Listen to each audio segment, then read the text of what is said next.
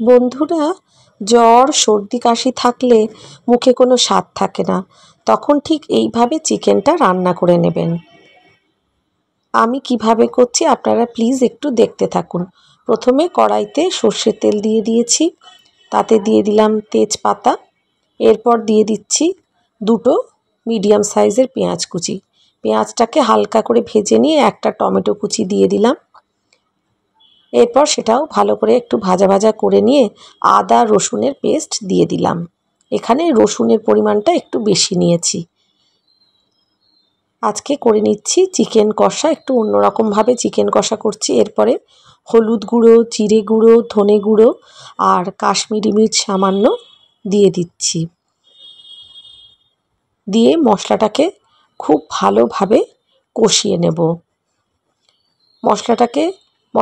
এই যে এখন দিয়ে দিচ্ছি কাশ্মীরি মির্চ। আগেই বলেছি এই বেসিক যে মশলাগুলো আছে সবগুলোই দেব, যেমন হলুদ গুঁড়ো, কাশ্মীরি মির্চ, ধনে গুঁড়ো, জিরে গুঁড়ো।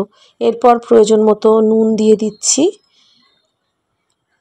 নুন দিয়ে মশলাটাকে ভালোভাবে কষাতে থাকবো আর সামান্য একটুখানি চিনি দিলাম। টমেটোগুলো কিন্তু কষাতে কষাতে বেশ গলে যাবে।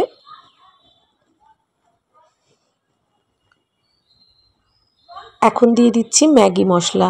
ম্যাগি মশলার যে স্যাশেগুলো পাওয়া যায় একটা স্যাশে দিয়ে দিচ্ছি। এরপরে চিকেনগুলো দিয়ে দেব।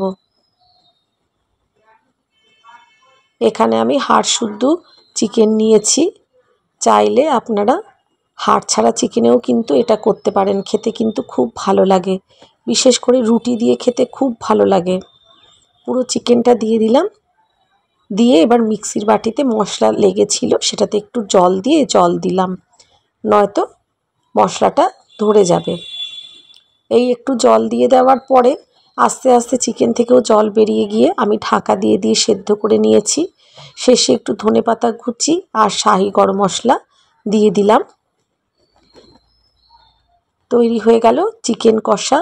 এরকমভাবে একটু চিকেন কষা করলে কিন্তু চাইলে আপনারা 2-4টে কাঁচা লঙ্কাও দিয়ে দিতে পারেন, খুব ভালো লাগবে।